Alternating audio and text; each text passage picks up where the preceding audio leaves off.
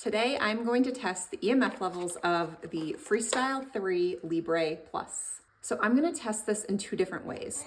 So the first way that I'm going to test it is just the way that it's meant to be used. Bluetooth antenna on, and it just has that clear signal. And the second way I'm going to test this is by turning the Bluetooth antenna on my phone off. And the reason I'm doing this is because at nighttime, we like to turn our house Wi-Fi router off. We like to turn our phones on airplane mode just to mitigate our EMF exposure. I have been doing this with my CGMs when I wear the smart ones, but I had a thought that this might actually be doing more harm than good. When devices can't connect with each other, they actually send out a stronger signal if they're not able to connect. So we're gonna test that out today and we will find out what's going on. Okay, so this first test we're gonna do is with my CGM connected to my iPhone via Bluetooth. And I've already timed it out so I know exactly when the connection happens. So I'll put that timer in the top right corner. And we're gonna pay attention to this yellow circle. This is where the peak is. And according to Trifield, they don't want this peak to be above a 1. So let's watch the timer, the countdown, and we will also watch the peak at the same time. 2, 1, boom. Okay, so that peak never even got close to what the safe level max is. So now we're gonna try this out with my phone not connected. So I've turned off the Bluetooth on my cell phone. So we're going to see what happens when the CGM cannot talk to the iPhone. 3, 2, 1. So that goes above the safe limit. And we're just gonna watch that cycle again because you're gonna see that it's gonna kind of bounce up a couple more times as it's trying to connect. This is when, like, if you walk away from your phone or if you turn your phone on airplane mode. So it's any time that there is just no connection.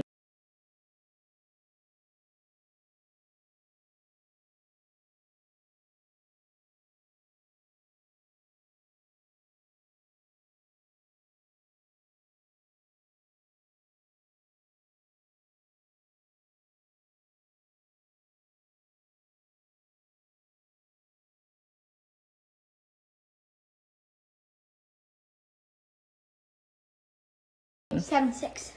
All right, so here's the countdown. 4, 3, 2, 1. Boom.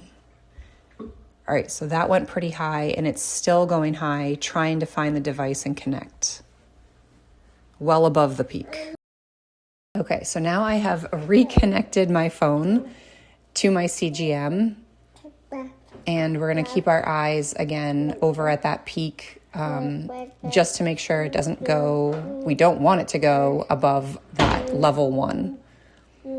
So the connection's about to happen. 5, 4, 3, 2, 1. So that hit almost a 2.5, just trying to make the reconnection. So now it is officially connected. And look, it's peaking again, 2.8. So this is just that initial reconnection that it's doing. Very high. That one was 18. 14. And that is well over 18. So when you see those dashed lines, it means that it's over 18.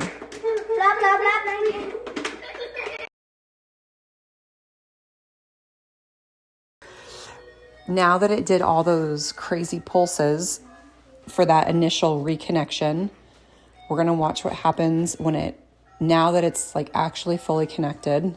Let's see what happens on this next connection. 2, 1, boom. And it's back down to virtually nothing.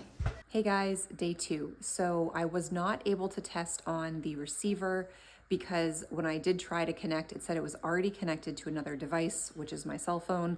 So I'm going to have to wait the 2-week period until this sensor is up, and then I will reconnect it, or then I'll put a new one on and connect it using the receiver, and then we'll test the EMFs from there. 3 plus with the receiver.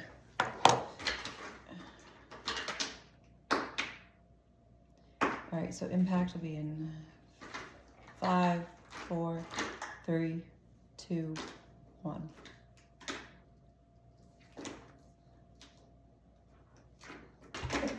Okay, so I just ran and put the receiver across the house and downstairs.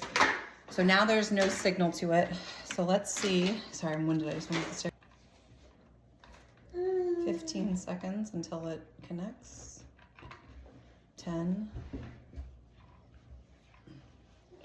5, 4, 3, 2, 1. All right, so that's the pulse that we get every time when it's trying to connect. So let me go grab the sensor. All right, so now I have the receiver. 5, 4, 3, 2, 1. All right, so that was the initial reconnection. Now that it's connected and they're talking, we'll see what it does.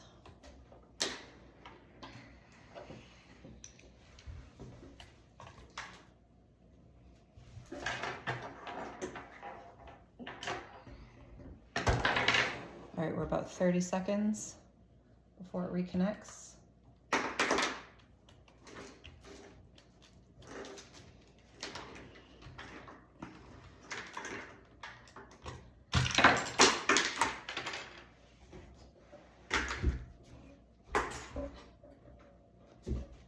Seconds. It went in the marker bin right here, bud.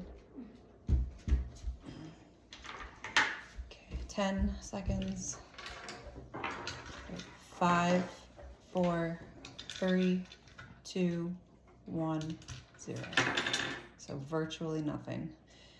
All right, now we're going to test the receiver itself, because this is going to be the part, just like your phone, if you're using your phone, that is going to be by your bedside. So let's test the EMF levels of this. All right, so we haven't done connection yet. Okay, so 10, 5, 4, 3, 2, 1, connect. There's that pulse.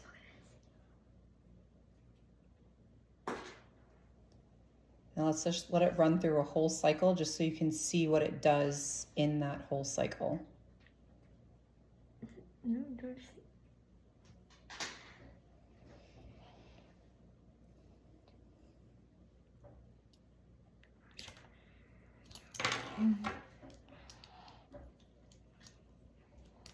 All right, we're about halfway through.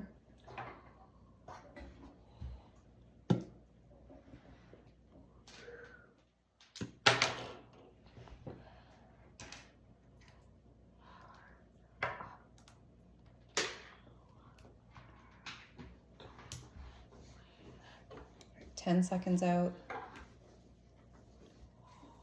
5, 4, 3, 2, 1. And there's that pulse.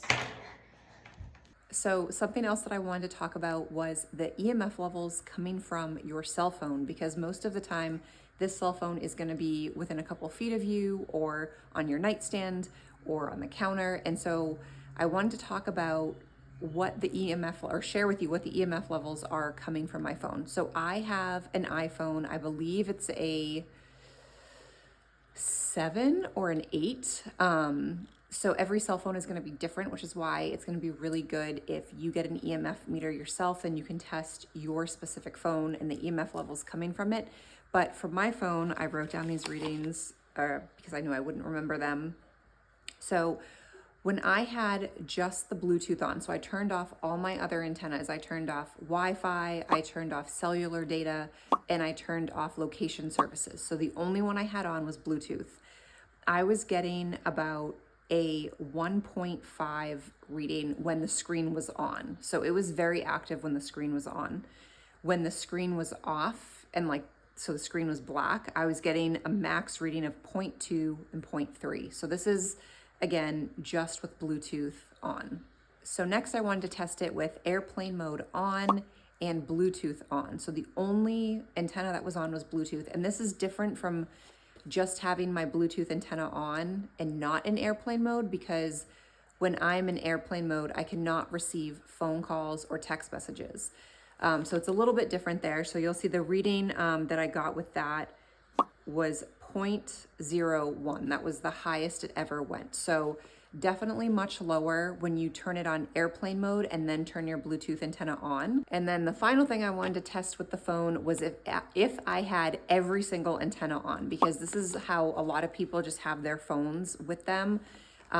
They don't know how to turn it off, or they just don't think to turn it off. So this was with Wi-Fi, cellular data, Bluetooth, and location services. So all 4 antennas are on, and it was off the charts. It was a 12 plus, and sometimes it would just, with the tri-field meter, once you hit a certain point, it just does 1 dash, which means it's exceeding the point. I don't know what the max is. I can put it down on the screen here, but it was a 12 plus, and it was just constantly pulsing. So the thought of this being next to you, especially when you sleep at night with everything on, while you might not be getting the EMF levels or the EMF pulses from your device itself, you are getting it from your phone, which is going to be right next to you. I will say I was pretty shocked at the EMF levels when the device couldn't connect. And so this would hold true whether you had Libre or Dexcom. It's any CGM that uses Bluetooth. If the 2 devices cannot connect and cannot talk to each other, it is just naturally going to throw out a higher signal and more frequent signals to try to make that connection. So if you are trying to reduce EMF levels like I am, it seems to be the thing to do is to just have just the Bluetooth antenna on, try to make sure that's connected at all times so you're not getting that searching pulse that it does. And then at nighttime, put it on airplane mode, but make sure that the Bluetooth antenna is on, and keeping the device a minimum of 2 feet away from you if you can, because then the EMF levels read almost as a 0. So that's what I will be doing moving forward. And I hope this helps you guys. Until next time.